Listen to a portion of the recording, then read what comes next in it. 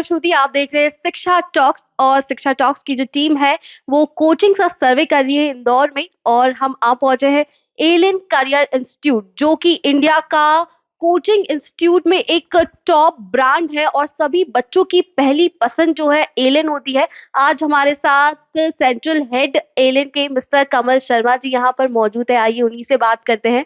Sir, alien एक बहुत बड़ा कोचिंग इंस्टीट्यूट है, सभी बच्चों की पहली पसंद जो है एलियन होती है और इंडिया का भी अगर मैं कहूँ तो टॉप कोचिंग क्लासेस में से एलियन आता है। तो आपका क्या कहना है उस पर? क्या विजन है एलियन का? किस तरह से आपने इसको स्टार्ट करा? क्या कुछ कोर्सेज हैं यहाँ पर जो आप बच्चों को पढ़ाते हैं? देखिए, एलन को स्टार्ट हुए 35 साल से ज़्यादा हो चुका है। और 35 ईयर्स के पहले जब हमारे सर लोगों ने, चारों भाई लोगों ने स्टार्ट की थी एलन को, तब एक बहुत मजबूत नींव बनाई और एलन को कोटा में ही पहले फ्लरिश किया। और जब कोटा में लाखों बच्चे आ गए और उसके बाद ऐसा हुआ कि अब कोटा में इतने बच्चे नहीं रह सकते, तब ऐसा प्लान किया गया कि क्यों ना इसको हम लोग और सिटीज में एक्सपेंड करें। तो जो वहां पर इतने सालों की तपस्या थी, जो सिस्टम बना, वही का वही सिस्टम कोटा वाला हम लोग सब जगह लेके जाते हैं। और वही सिस्टम हम लोग, वही खुशबू इंदौर में भी लेके आए और मध्य प्रदेश के बाकी सेंटर्स पे, या जहां पर भी सेंटर खुल रहे हैं हम लोगों के, इवन इंडिया के बाहर भी जो गल्फ कंट्रीज है वहां पर भी हमारे सेंटर अभी हैं। तो ये एक सिस्टम है जो सालों की मेहनत के बाद इवॉल्व हुआ है कि, और हम जैसे बोलते हैं, संस्कार से सफलता तक। यानी बच्चे पे संस्कार ही ऐसे डालो, उसको तरीके ऐसे बताओ और इस तरह का उसको पढ़ाओ, इन्वायरमेंट दो। जैसे हमारे सर लोग बोलते हैं कि अगर किसी भी बीज को प्रॉपर खाद मिले, सनलाइट मिले, पानी मिले, जो भी उसको इंग्रेडिएंट्स की रिक्वायरमेंट है, वो इंग्रेडिएंट्स अगर मिलते रहते हैं तो वो एक बड़ा पौधा बन सकता है, अगर उस पौधे में जान है तो। लेकिन अगर बीज में जान है और फिर भी हम इन्वायरमेंट नहीं दें तो वो बीज पौधा नहीं बनेगा। यानी हम हर बच्चे को इन्वायरमेंट देते हैं और उसमें जो बच्चे कैपेबल हैं वो उस इन्वायरमेंट का फायदा लेके बहुत आगे बढ़ जाते हैं। तो स्टूडेंट फर्स्ट हमारी पॉलिसी रहती है, बच्चों की केयर करना पॉलिसी रहती है, और उसके बाद टीचर्स की केयर करना। हमारे सर लोग बोलते हैं कि एक हाथ में स्टूडेंट है एलन के, तो दूसरे हाथ में टीचर्स हैं। तो टीचर और स्टूडेंट, इनकी केयर, इनको रखना और एक अच्छा सिस्टम बना के बच्चों को एकेडमिक्स देना, ये एलन इसके ऊपर फोकस करता है। शिक्षा नगरी कोटा से स्टार्ट हुआ एलियन इंस्टीट्यूट आज इंदौर में भी अपनी नींव रखा है और सर ने भी बताया कि गल्फ कंट्रीज में भी आप स्टार्ट करें। तो इंडिया की अगर हम बात करें तो इंडिया में कहाँ कहाँ पर एलियन इंस्टीट्यूट है और गल्फ कंट्रीज में आप कहाँ पर अपना स्टार्टअप करने जा रहे हैं? देखिए, गल्फ कंट्रीज में तो बहुत सारी जो अरब कंट्रीज हैं वहां पर है। और इंडिया में भी मोर देन 40 जो सिटीज हैं वहां पे हमारे सेंटर्स हैं। और सेंटर से भी लगातार एक्सपेंड हो रहे हैं। जैसे रिसेंटली हम लोगों ने पटना और लखनऊ में स्टार्ट किया, और जो सेंट्रल पॉलिसी है उसके तहत हम लोग और भी शहर में जा रहे हैं। फिलहाल मध्य प्रदेश में उज्जैन, इंदौर, ग्वालियर और भोपाल, 4 सिटी हम लोगों ने कवर कर रखी है। अच्छा सर, एक यहाँ पर जो है एलियन, क्योंकि सभी बच्चों की पहली प्रायोरिटी होती है, इतने सारे बच्चे यहाँ पर लगातार आते हैं, हर दिन ही एडमिशन्स होते हैं, तो बच्चों को किस तरह से मैनेज किया जाता है? यहाँ पर बच्चों को किस तरह का एटमॉस्फेयर दिया जाता है? देखिए, किसी भी संस्था को ग्रो करने के लिए सबसे इम्पोर्टेंट होता है सिस्टम।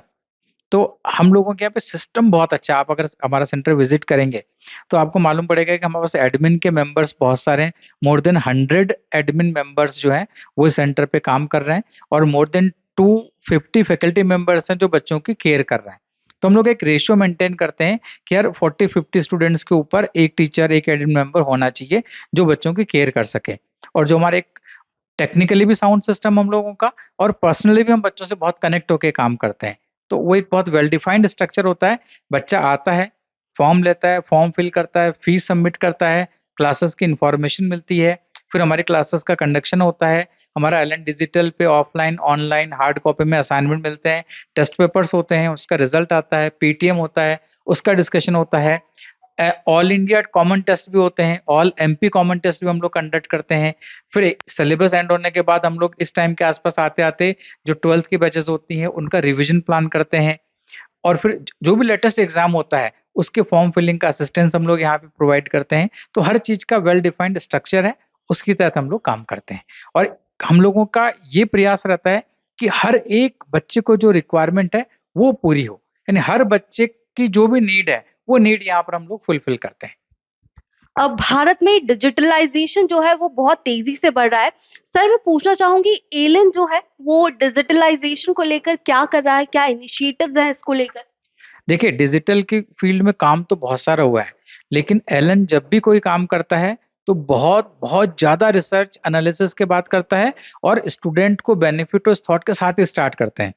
तो जो एलन डिजिटल हमारा जो है प्लान, जो ऐप हम लोगों ने बनाया है, उसके अंदर हर एक स्टूडेंट की पर्सनलाइज्ड एकेडमिक्स कैसे हो सकती है, उसके ऊपर हम लोग ज्यादा कॉन्सेंट्रेट कर रहे हैं, फोकस कर रहे हैं, और उसके में बहुत अच्छे रिजल्ट मिल रहा है।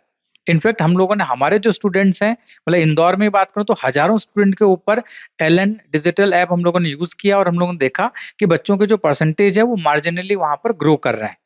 तो इसके अंदर एक बहुत बड़ी सी टीम हमारी बेंगलोर में है जो टेक्निकल उस पे काम कर रही है, एक बहुत बड़ी सी टीम कोटा में है जो एकेडमिक कंटेंट के ऊपर काम कर रही है, और इसके अलावा हमारे सारे सेंटर्स जो हैं और जितने भी टीचर्स हैं वो भी इसके अंदर वर्किंग कर रहे हैं।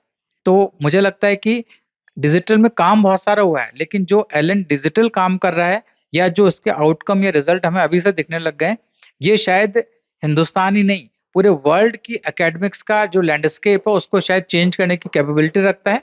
और आने वाले टाइम में आपको देखने को मिलेगा हर घर एलन। आपको कुछ भी पढ़ना हो, कुछ भी करना हो, आपको एलन हेल्प करने के लिए हमेशा आपको रेडी मिलेगा। जी, सर मैं आपका ज़्यादा टाइम नहीं लूँगी। एक आखिरी सवाल करना चाहूँगी। अभी कोर्सेज़ में, सब्जेक्ट्स में, सिलेबस में कुछ चेंजेस हुए हैं नीट के भी और एनसीईआरटी के भी। उस पर आपका क्या कहना है, क्या मानना है? देखिए, ये चेंजेस तो काफी दिनों से एक्सपेक्टेड थे ही। हम लोग जो पढ़ा रहे थे यहाँ पर, तो हम लोगों ने पहले से ही एंटिसिपेट कर लिया था कि कुछ ये चेंजेस आएंगे। तो इन टॉपिक्स को हमने पढ़ाने में लास्ट में रखा था कि बाद में इन टॉपिक्स को हम पढ़ाएंगे, और अभी अनाउंसमेंट हो गया एनटीए का। तो this is as per the NCERT books, उसके हिसाब से उन्होंने प्लान किया है। जेई मेंस में भी चेंज किया है सिलेबस, और नीट में भी चेंज किया है। और इसके हिसाब से हम लोग पहले से ही रेडी थे, और हम लोगों ने नए असाइनमेंट और नए मॉड्यूल जो थे वो रोल आउट भी कर दिए हैं, और वो बच्चों तक पहुंच भी गए हैं यहाँ पर। और मेरे ख्याल से ये चेंज वेलकम करना चाहिए, क्योंकि कोविड के बाद बच्चों पे काफी स्ट्रेस और प्रेशर था। तो जो गवर्नमेंट ने ये स्टेप लिया है, ये मेरे ख्याल से वेलकमिंग स्टेप है। काफी कुछ उन्होंने बहुत अच्छे से इसको किया है। धन्यवाद।